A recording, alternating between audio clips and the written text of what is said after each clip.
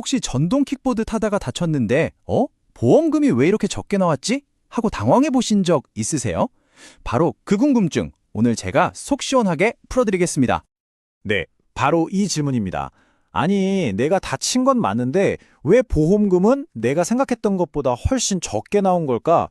진짜 많은 분들이 겪는 이 황당한 상황, 그 원인을 지금부터 저랑 같이 한번 파헤쳐 보시죠.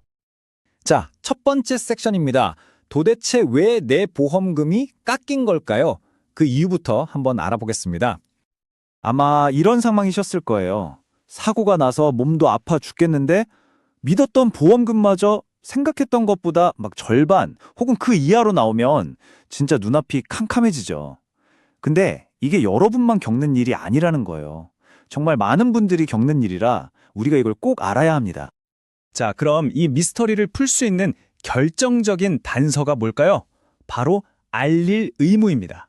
모든 문제의 시작은 바로 여기에 있습니다. 그게 바로 계약 후 알릴 의무라는 건데요. 이게 뭐냐면요. 우리가 보통 보험은 한 번 가입하면 그걸로 끝이라고 생각하기 쉽잖아요. 근데 그게 아니라는 거죠. 보험 계약은 뭐랄까 살아있는 생물 같아요. 계약을 하고 나서 내 생활에 어떤 중요한 변화가 생기면 그걸 반드시 보험사에 알려야 할 의무가 있다는 겁니다. 이게 그냥 보험사가 자기들 편하자고 만든 그런 게 아니에요. 여기 보시는 것처럼 상법에 딱 명시되어 있는 법적인 의무입니다. 보험사가 처음에 가입할 때 서면으로 물어봤던 것들 있죠? 그건 법적으로 이건 중요한 거니까 꼭 알려주세요 라고 약속한 거나 마찬가지라는 뜻이에요. 그러니까 이걸 절대 가볍게 생각하면 안 되는 거죠. 자, 그럼 도대체 뭘 알려야 하는 걸까요? 중요한 변화라는 게 좀 애매하잖아요. 구체적으로 어떤 것들이 있는지 한번 같이 체크해 봅시다. 약관에 보면 보통 이런 것들이에요. 예를 들어 직업이 바뀌었다거나 아니면 원래 운전 안 하다가 운전을 시작했다거나 하는 것들이죠.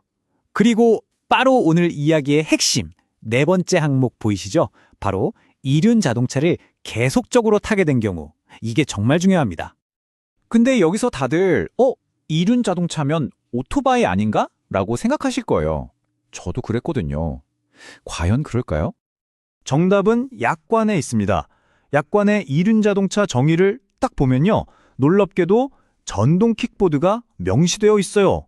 바로 이겁니다. 이게 핵심이에요. 그러니까 보험사 입장에서는 우리가 타는 전동 킥보드도 오토바이처럼 위험도가 높은 이동수단으로 본다는 거죠. 자, 이제 퍼즐이 좀 맞춰지시나요? 내가 보험 가입할 땐 뜨벅이었는데 어느 날부터 전동 킥보드로 매일 출퇴근을 한다?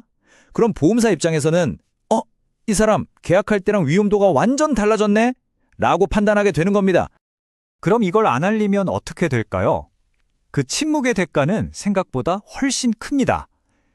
실제 사례를 통해 얼마나 큰 차이가 나는지 한번 보시죠. 여기 A씨라는 분이 계세요. 이분이 처음 보험에 가입할 때는 평범한 사무직 직원이셨어요. 그런데 몇 년 뒤에 직업을 바꿔서 배달기사 일을 시작하신 거죠. 아시겠지만 위험도가 훨씬 높아졌잖아요. 근데 문제는 이 사실을 보험사에 알리지 않았다는 거예요. 자, 이 표를 한번 보세요. 결과가 정말 극명하게 갈립니다. 만약 A씨가 직업이 바뀌었다고 미리 알렸다면요. 물론 보험료는 조금 올랐겠죠. 하지만 사고가 났을 때 제대로 된 보상을 다 받을 수 있었을 거예요. 하지만 알리지 않았기 때문에 보험사는 예전에 냈던 그 사무직 기준의 보험료만큼만 계산해서 보험금을 지급한 겁니다. 이게 바로 우리가 겪는 보험금 삭감의 진짜 이유인 거죠. 자, 그럼 이렇게 억울한 일을 당하지 않으려면 어떻게 해야 할까요? 내 소중한 보험금을 100% 지킬 수 있는 방법 지금 바로 알려드리겠습니다. 방법은 생각보다 정말 간단해요. 이 5단계만 기억하시면 됩니다.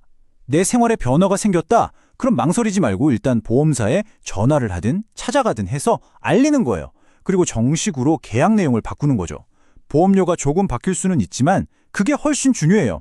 그래야 나중에 정말 필요할 때 내 보장을 제대로 받을 수 있으니까요. 정말 간단하죠?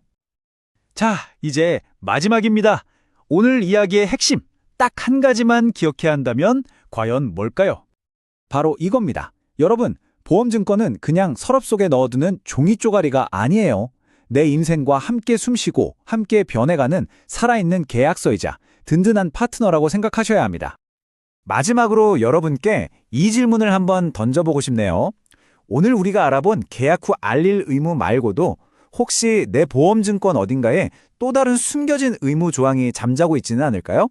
이 내용이 끝나면 지금 바로 한번 꺼내서 확인해 보시는 건 어떨까요?